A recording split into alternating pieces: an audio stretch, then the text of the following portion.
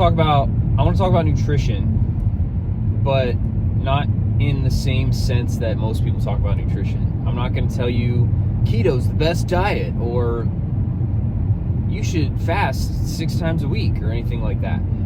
I've tried a lot of different diet plans and nutrition approaches, and though some of them have their benefits, I think if we simplify it, that's honestly the best approach. And that's going to sound, well, what do you mean?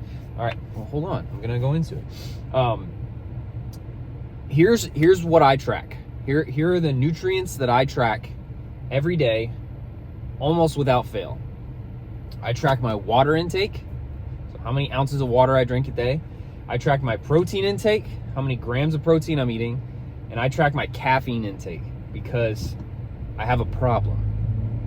So that's it though. Like, I don't track calories, I don't track carbs, I don't track other macros.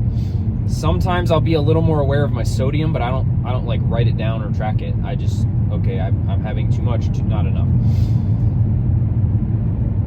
Now, I'm not gonna say don't track your calories. If you're trying to lose weight and you're trying to stay consistent, or you're trying to prepare for a competition or something like that where your weight matters, by all means, get a tracker app or write it down on paper or whatever. Track your stuff. I track my stuff occasionally, only if I notice there's like significant changes going on in my body composition. I'll take, all right, for the next 4 weeks, I'm tracking everything just to kind of get myself, figure out where my maintenance calories are, because as we get older, things change. Stress will change our metabolic rate. The amount of activity that we're doing will change our metabolic rate. So like every now and then it's okay to do like a little checkup, you know. I'm not, the thing I want to avoid is obsession. I don't want to become obsessive over it. I don't want it to become something long term that's affecting, you know, my brain chemistry, and it's affecting my metabolism, and it's making me want to crash diet or anything like that. So once a year, once every other year, I will download an app. I'll pay $5 to use it for a month, and I'll track everything. And that I just recently did that in like November into December. I did 30 days where I just tracked everything, and it gave me a good idea of what I can eat throughout the day and lose weight, like lose body fat, or what I can eat throughout the day and maintain my body weight. So it kind of gave me a reset on my intuitive eating. But for the most part, I follow a couple simple rules. Rule number 1 is don't binge anything. Like don't overeat.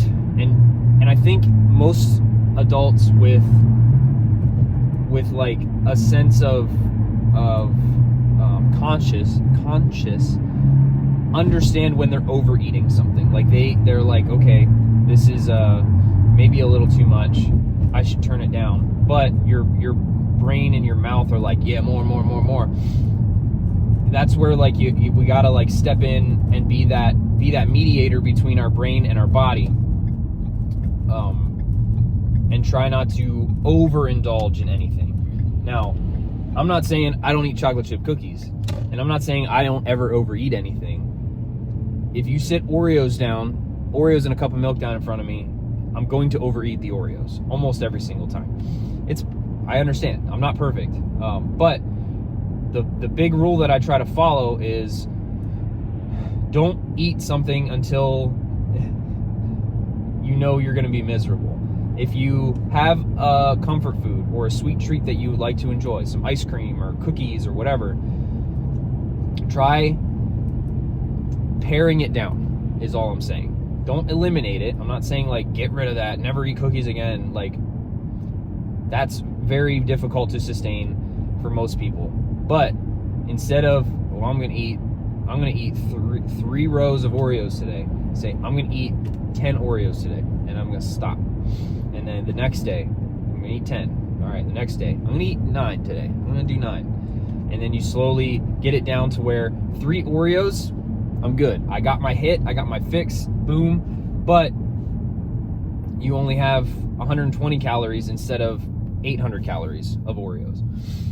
So it's just a way of not restricting yourself from the things that you love, because food is more than just fuel. Like food has emotional attachment. It brings back memories of loved ones. It helps us enjoy functions with family more.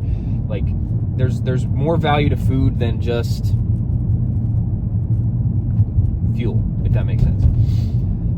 But trying not to overeat any one thing or over drink any one thing is a good rule to follow. Rule number 2 is eat fruits and vegetables. Whole fruits, whole vegetables. I would say 2 to 3 servings a day. I try to get at least 1 serving of fruit, 1 serving of vegetables a day. My diet is not heavy in fruits and vegetables, but I try to get at least 1 fruit and 1 vegetable a day. Want to get better at that. I have a greens powder that I've started to use just to try to supplement that. But for the most part, I try to eat like an actual food, serving of fruit, serving of vegetable every day. If you add that in, those are replacing calories that you might otherwise seek elsewhere from like a protein bar or something like that, and they're going to bring more nutritional value typically than other things. So 1 serving of fruit, 1 serving of vegetables a day. Number 3 is try to eat 0.75 to 1 gram of protein per pound of body weight per day. So if you are 180 pounds like me, I try to get 150 to 180 grams of protein a day. So I set the protein intake to about equivalent to my body weight, but in grams.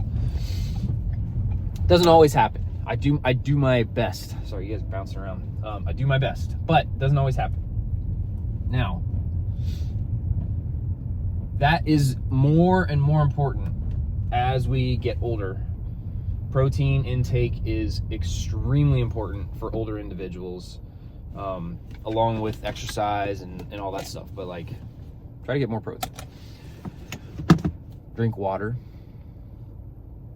Don't drink a ton of alcohol. Or if you don't need to drink alcohol, don't drink alcohol. And that's kind of just my overarching nutrition advice. It's simple. I don't have any like avoid this nutrient or take a vitamin A supplement every day. I'm not smart enough to tell you guys to do that stuff. But I think if you eat more fruits and vegetables, you don't overeat any one particular food, and you eat more protein, you'll probably get healthier. You'll probably feel better, and you'll have a great time. Don't forget to lift. Everybody should be lifting. Everybody.